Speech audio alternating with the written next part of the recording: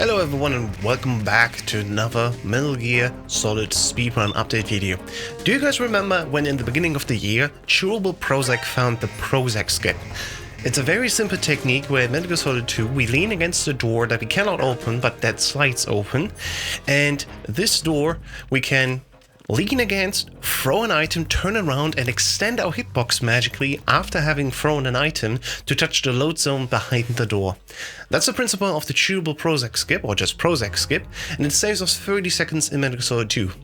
Now, immediately when we found out about this trick, also people were going over to Metal Gear Solid the 𝐇𝐚𝐮, because as you know, the 𝐇𝐚𝐮 has been built in the Metal Gear Solid 2 engine as well. We were not successful really finding anything there, at least for a few days where we've been trying. But today that changes, and it's thanks to a new runner that literally is just doing his first casual run.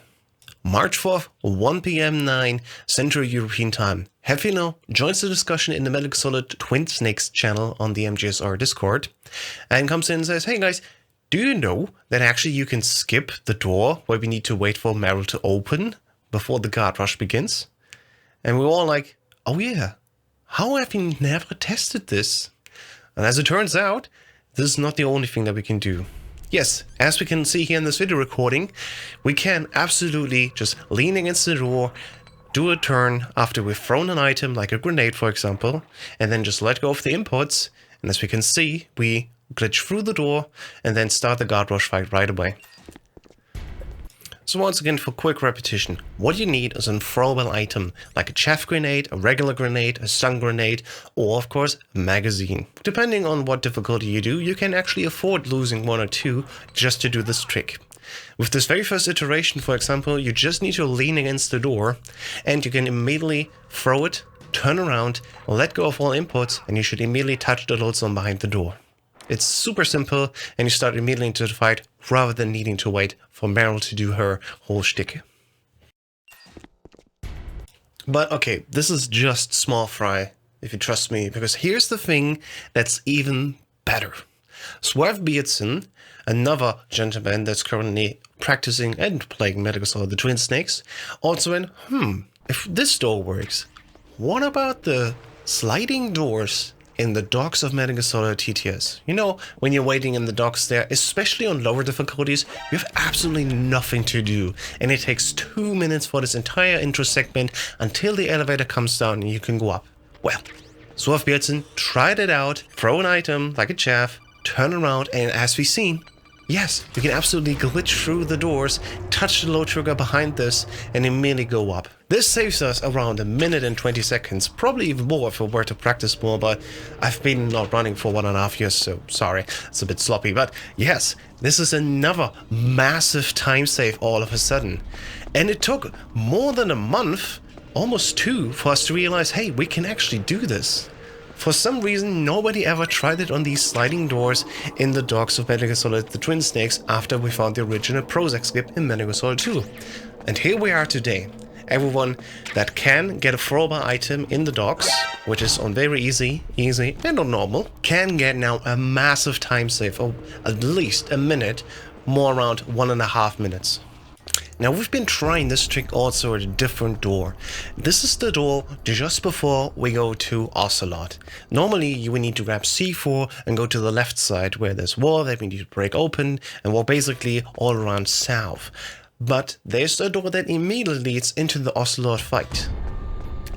The problem is you can do Prozac skip there, but sadly, because this door is still behind a level card and not just a general door that it would open right away after a condition has been met, we are actually soft locked and stuck behind this door. And the even more ridiculous thing is we're gonna be constantly walking between Armory and Armory South. So while we can do the trick at this door here, sadly it doesn't do anything.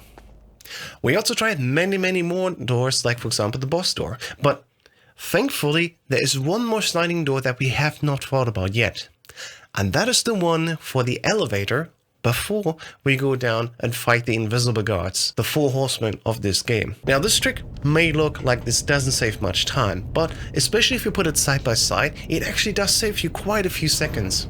The idea is that we corner the elevator first, so he comes up. Then we do the Prozac skip, leaning against the 2 doors, and hit the trigger that's behind the doors right away. The cutscene plays where Snake then enters normally, and then there's the huh sound. But because the elevator is not there yet, normally we would be softlocked here and just endlessly walk against the door. But because we caught the elevator beforehand, while we're on this cutscene, the actual elevator comes up and opens the doors right away, letting us in while the cutscene already is running.